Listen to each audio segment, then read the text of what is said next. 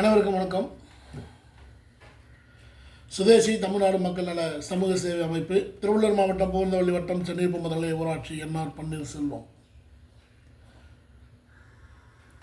Election வரப்போது, உள்ளாட்சி தேர்தல்.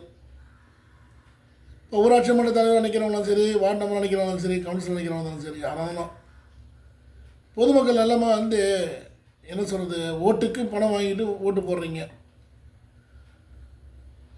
அப்போ ஓட்டு நீங்கள் விற்றதுக்கப்புறமா அவங்களை கேள்வி கேட்க முடியாது. ஓட்டை நீங்கள் விற்கிறீங்க, அவங்க ஜெயிச்சதுக்கப்புறம் அவங்களும் அவங்க ராஜ்யம்தான். உங்களுக்கு 1000மோ 2000மோ ஒரு ஓட்டுக்கு கொடுக்குறாங்க. அதுக்கப்புறம் கோடிக்கணக்கில் கொள்ளையடிக்கிறாங்க ஊராட்சியில் சார்ந்த வரைக்கும். என்னை பொறுத்த வரைக்கும் ஒவ்வொரு கம்பெனிலையும் பார்த்தீங்கன்னா கட்டிங் தான். ஏன்னா ஆக்கிரமிப்பு இருக்குது.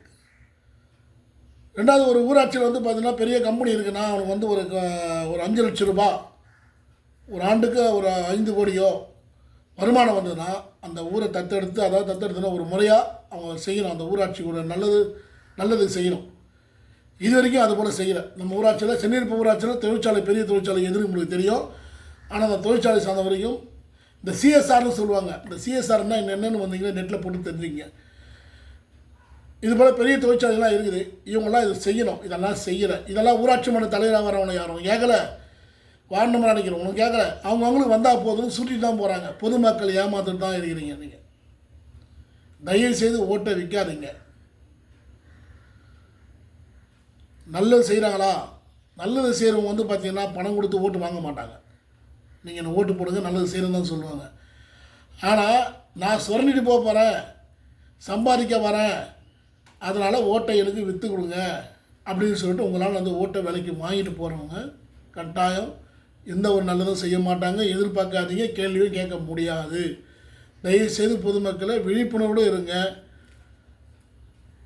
உரிய கேள்வி கேளுங்க. தவறு செய்ததான் கேள்வி கேளுங்க. நீங்கள் பணம் வாங்கிட்டு ஓட்டு போட்டிங்கன்னா யாரையும் கேள்வி கேட்க முடியாது. அவங்களும் செய்ய மாட்டாங்க. அவங்க சேர்ந்து அவங்க செய்வாங்க. ஏன்னா ஓட்டை நீங்கள் விற்றுட்டீங்க. தயவு செய்து சொல்கிறேன், எந்த ஒரு ஊராட்சி மன்றம் நீங்கள் தேர்ந்தெடுத்தாலும் அவங்க வந்தால் நல்லது செய்வாங்களா, ஊழல் நடத்தாமல் செய்வாங்களா? வருவாங்க ஊராட்சி மன்றத்தில், என்ன பண்ணுவாங்க, நான் நல்லது செய்கிறேன்னு தான் சொல்லுவாங்க, ஏமாற்றுவாங்க. ஆனால் பணம் கொடுக்காம யார் ஓட்டு கேட்குறா போகிறாங்க, அவங்களும் ஓட்டை போடுங்க.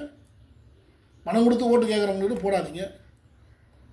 வருவாங்க. நீங்களும் யோசனை பண்ணுவாங்க. பணம் கொடுத்து நீங்கள் ஓட்டு வாங்கிட்டு ஓட்டு போட்டாலும் சரி, அதுதான் நடக்குது. ஓட்டு போடுறீங்க, வருவாங்க. குறைஞ்சது ஒரு ஆண்டு காலம், ஒரு 6 மாதம் தான் வருவாங்க. உடனே கார் வாங்குவாங்க. எப்படி வருது அவங்களுக்கு வருமானம் என்ன? மாதம் வருமானம் என்ன? ஒரு ஊராட்சி மன்றத்தாலே வருமானம் என்ன? அது தெரிஞ்சுங்க. ஒரு வார்டு உறுப்பினருக்கு ஒரு மாத வருமானம் என்ன தெரிஞ்சுங்க. அவங்க எப்படி இதெல்லாம் வாங்குறாங்க? வீடியோ கட்ட ஆரம்பிச்சுடுறாங்க உடனே. இதெல்லாம் அப்போ ஊழல் நடக்குது. மக்களுக்கு சேர வேண்டிய பணத்தில் அவங்க கொள்ளையடிக்கிறாங்கன்னு அர்த்தம். இதுதான் உண்மை. நீங்கள் தெரிஞ்சுக்கிங்க. தயவுசெய்து கேள்வி கேளுங்க. கேள்வி கேட்காமல் இருக்காதீங்க. நன்றி, வணக்கம்.